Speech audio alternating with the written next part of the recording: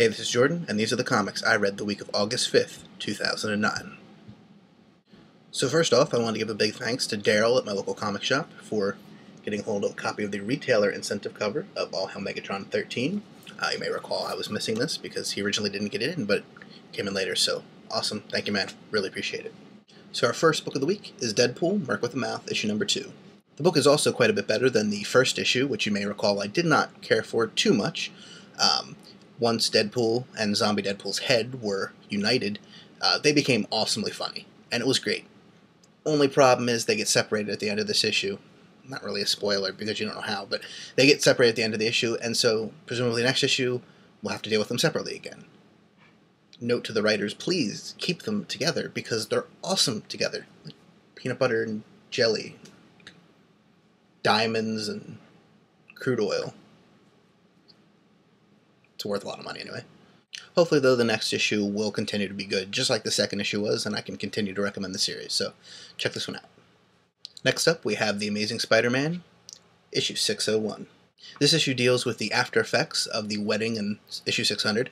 Peter apparently got blackout drunk, something I've never seen him do, and he forgets exactly where he's supposed to meet Mary Jane for a date.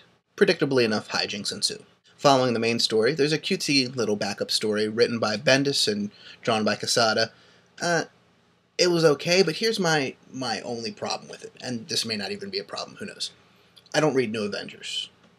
Nothing particularly wrong with it, I just don't feel like picking up Avengers books. I do read Dark Avengers, but that's only because you kind of have the feeling it's not going to last too long, simply because of the nature of the story. Anyway, New Avengers never picked it up, even with Spider-Man in it. I do, however, know from the internet, thank you internet, I appreciate it, that Spider-Man revealed his identity to the New Avengers a couple issues ago. So this backup story is kind of the aftermath of him telling them, and him having a conversation with one of them about that reveal. And I know it's significant because I read it on the internet, why it's significant and such, but had I not, the story would have been very confusing and I would have had no idea what was going on. Now, I understand that the idea is, hey, we have the 600, the readers who came in on issue 600, they're going to read through to issue 601, maybe we can get them to read New Avengers as well. However, I don't think that the foundation is there quite yet to get a new reader over to New Avengers. But that's just me. The backup story was fine. I didn't think it really needed to be in there. Could have fit in New Avengers just fine. The writing in both stories was fine, though. Bendis, he's being Bendis over in the backup story, and Mark Waid is awesome as always on the main story. However, the art is where this issue really kind of falters for me. I was really not feeling Mario Alberti's art in the main story. It just kind of feels all over the place, and Mary Jane looks kind of like a transvestite. I'm just saying, she kind of does in a few panels, and it's really weird. And also, with the backup story, with Quesada's art, despite the fact that I've heard plenty of people raving about, oh, how he's a great Spider-Man artist, I can't stand it. I do not like how he draws a Spider-Man mask at all. When you make the eyes eye-shaped instead of the, giant circle things, it just looks very, very strange, and I'm not a fan of that. His drawing of faces and everything else, I'm fine with it, but just that one detail of how he draws the Spider-Man mask is very weird. I mean, not quite Mary Jane looking like a transvestite weird, but it's still something I'd rather not have in my Spider books. To wrap this week up, we have the awesome, as always, War of Kings, issue 6 of 6. When we last left our heroes and villains, Black Bolt and Maximus were about to mess each other up a lot. So when we joined those characters, this book, we got pretty much exactly what we should have expected. They messed each other up. This book had a ton of stuff going for it. The art was spectacular. The writing was great. The action, awesome. We picked up on pretty much all the threads throughout the story. We've got Crystal continuing to be developed into a three-dimensional character. Same with Gladiator, who, even halfway through this book, I was kind of like, come on, do we need the Mohawk guy still? What they do with him is really cool, though, so believe me, it's awesome. Check it out. The battle between Black Bolt and Maximus, I know I keep coming back to it, but it was really, really cool. You've got the Terrigen bomb, which ends up doing pretty much exactly what the Guardians of the Galaxy worried it would do and blow a hole in space and time in the galaxy, so that's going to be something that I'm sure they'll be picking up in Guardians of the Galaxy in the coming months. The giant rip space-time, right there. Everybody sees it. So with all that good, I do actually have 2 minor complaints. Very minor, though.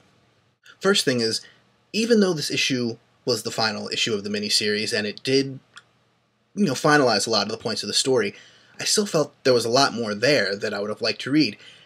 And they did that, kind of, by, that was Batman Arkham Asylum, by going next on War of Kings, which is odd, and Who Will Rule, and it comes out on my birthday, September 9th. It's not important. But so it kind of feels, to me, at least, sort of like All Hail Megatron, where it was a 12-issue miniseries, and then they went, yeah, we couldn't fit everything in 12 issues, so here's issue 13, and there's going to be 14 and 15 at least. Just so weird. And I kind of understand with War of Kings that the way they've been doing it, Abnett Landing have been doing it for a while, is they'll have like a prologue issue, then the main miniseries, and then like an epilogue, so it's kind of expected and it's not that weird. The story does end. You do have a clear winner to the war, but there's still a lot of stuff. I was like, well, what happened here? What happened here? What happened here? I will definitely pick up the epilogue or whatever it's called because Abnett Landing are good stuff. Minor complaint number 2. Once again, not even really a complaint, just one of those things where I go, what? Blastar. He's in the negative zone. He took over the negative zone. And they've been building him up subtly. But they have been building him up as he's going to break out, and he's going to be like a 3rd, or 4th, I guess, major faction in this war. He does not show up in this book. Period. Unless I missed something pretty major. He doesn't show up at all.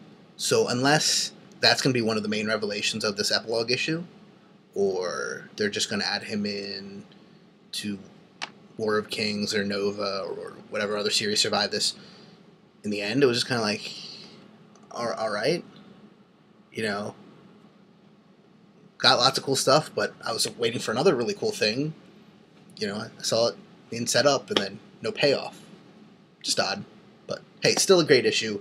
Check it out. Check out all Abnett Landing stuff. I haven't had any problems with it yet. In like 2 years I've been reading it, so very cool. So that's it for the comics this week. I did, however, get 2 very special comics in the mail. I bought them off of eBay, but I got them in the mail the other day, and I should be doing a back issue special on those and the other 4 parts of the 6-part miniseries. I'm not going to give away what it is. I will say you will want to check out that video because it is one of the best comic books I've read ever. Check it out when I post it later this week or early next week because really, really good book and worth every penny. I'll see you then.